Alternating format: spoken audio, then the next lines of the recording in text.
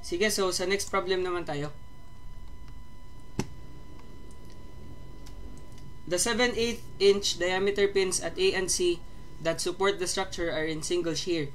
Find the largest force F that can be applied to the structure if the working shear stress for these pins is 5,000 psi.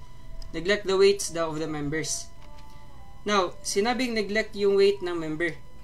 Ibig sabihin pala, itong members AB saka BC, 2 force members lang sila.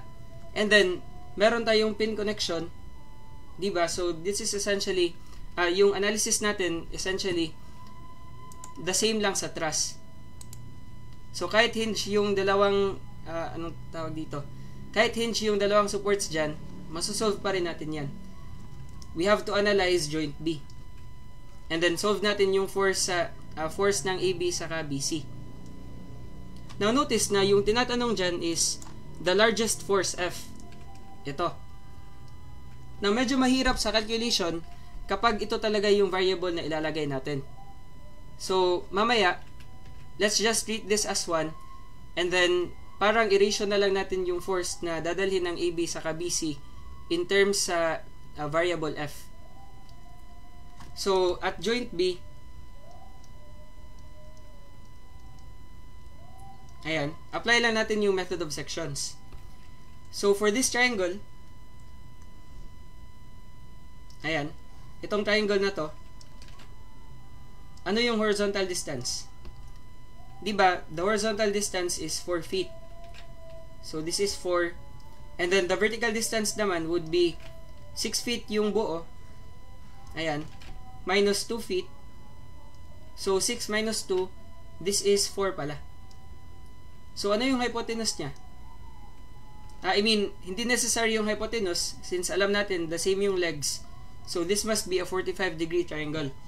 But, yung gagamitin ko kasi sa solution is yung ratio na lang ng sides. So, kapag isosolve mo yung hypotenuse, we have square root of a squared plus b squared. Ayan, magiging 4 square root of 2. Ayan. Now, diba, common yung 4 sa lahat. So, pwede mong i-divide by 4 lahat ng sides since yung ratio lang naman yung kailangan natin. So, magka-cancel yan lahat. So, this will be 1, 1, tapos square root of 2. And then, sa member BC naman, we can form this triangle. And then, the horizontal distance is 3 feet. Tapos, yung height naman is itong buong distance. So, 6 yan. Now, we can divide this by 2. Common kasi yung 3. So, divide this by 3. 3 pala. So, magiging 1. Ito naman, divide by 3. Magiging 2.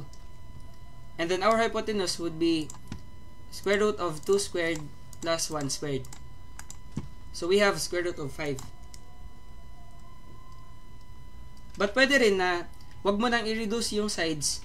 Ginawa ko lang yan para mas maganda siyang tingnan sa solutions natin. So, again, dito tayo sa joint B. Now, this is going to the right. So, imposible na yung dalawang members dyan magdadala ng tension. Yung BC, essentially, it must be in, anong tawag dito? It must be in compression to maintain equilibrium. Diba? But again, when using the method of joints, always lang assume tension na lang para mas safe ka sa calculations mo. So, let's say, ito yung internal force ng AB. Ayan. And then, ito naman yung internal force ng BC. Now, although alam ko na compression dapat yan, by inspection, ititreat ko pa rin as tension. Para kapag negative yung sagot, alam ko na compression siya. And then, kapag positive naman, since tension yung inassume, it will be positive is tension. Yan yung indication niya. So, summation tayo ng forces along Y muna. We would have AB going down. So, minus AB. And then, kailangan pa natin yung i-component. So, para makuha yung component, multiply this by the vertical distance, 1, divided by the hypotenuse. Square root of 2. Ayan. And then, Yung BC naman, according to our assumption na tension lahat, it's also going down. So, minus BC, then multiplied by the vertical distance 2 divided by square root of 5. And then, wala nang apply dyan, walang external load na vertical. So, automatic na. Equate to 0. And then, summation of forces naman along X, we would have AB. Saan patungo yung X component niya? Diba, it's going to the left. So, minus AB, then the horizontal distance is still 1. 1 divided by square root of 2. And then, for BC naman, yung component niya along X is going to the right. So, use plus BC. And then, horizontal distance is 1 divided by the hypotenuse, square root of 5. And then, we still have F. Diba? F is going to the right. So, we would have plus F is equal to 0. But try to notice na meron tayong tatlong unknowns. Unknown yung AB, BC, saka F. So, tatlong unknowns, but we only have two equations. So, ibig sabihin pala, we must express AB and BC in terms of F. But masyadong mahirap na yan. Tapos, hindi na natin ma-apply yung calculator technique for two equations, two unknowns. So, what's ideal to do here is the same lang sa axial stress. Yung ginawa natin is F, yung variable F, kailangan natin i-treat as 1. So, again, instead of using F, palitan mo ng 1. Ayan. Now, kapag 1 na yan, we can now solve AB and BC and then just multiply the result by the variable F. Yan na yung dadalhin ng AB sa BC in terms of F. Now, we can just rearrange this one. So, move na lang natin yung 1 sa kabilang side ng equation. We would have negative AB multiplied by 1 over square root of 2. And then plus, we have BC times 1 over square root of 5. Then equals, mag-change yung sign. So, this is now negative 1. So, itong dalawang equations, yan yung ipa-plug natin sa calculator. So, open muna natin yung Canon calculator.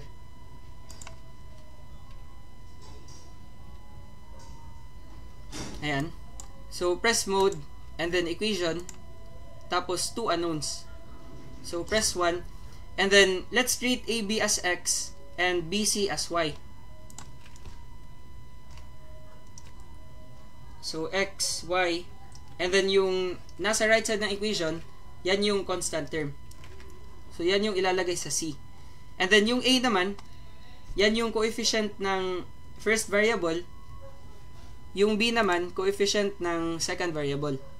So, kailangan naka-arrange yan. So, AB dapat yung first variable ng dalawang equations and then followed by BC.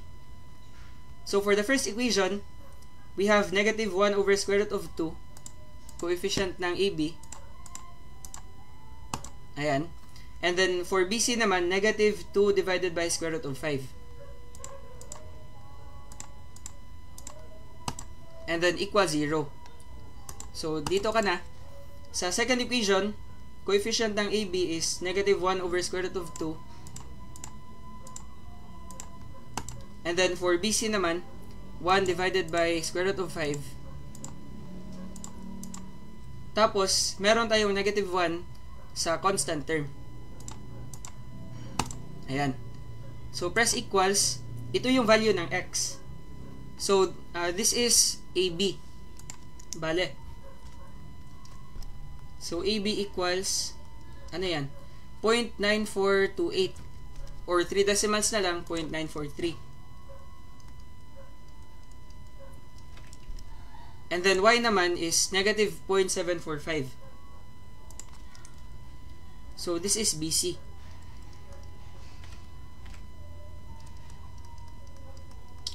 Now, again, yung F, tinreat natin siya as 1. So, we would have to multiply the result by F. This one and this one. So, ito na yung dalawang values. So now, alin dyan yung mas malaki yung kinikerry? Diba, 0.943 is larger than negative 0.745 kapag i-absolute mo yung value. Kailangan kasi i-treat mo yan as an absolute value. So, 0.943 is greater than 0.745. So, mas malaki yung dinadala ng AB kesa sa BC. And then, same lang yung working shear stress nila. 5,000 PSI, the same lang din yung diameter. So, kapag ito yung nature ng tanong, magkapareho lang yung properties, then just check kung ano yung member na mas malaki yung dinadala. So, again, AB would govern since magkikarry siya ng 0.943 of F, mas malaki yan. So, AB governs. Ayan. Because 0.943F absolute value is greater than absolute value of negative 0.745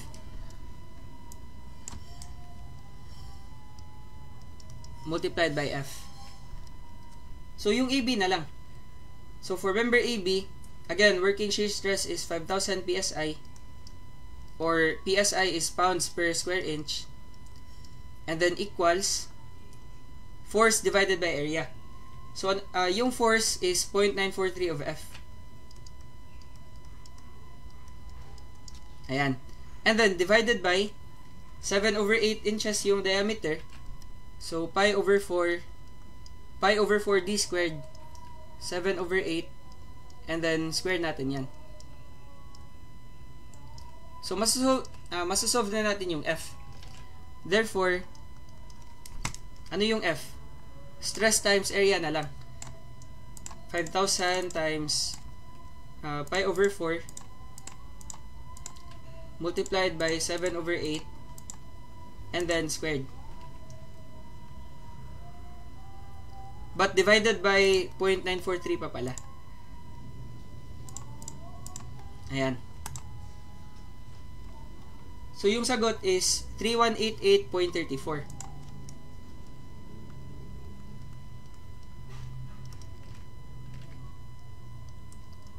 And then this is in pounds.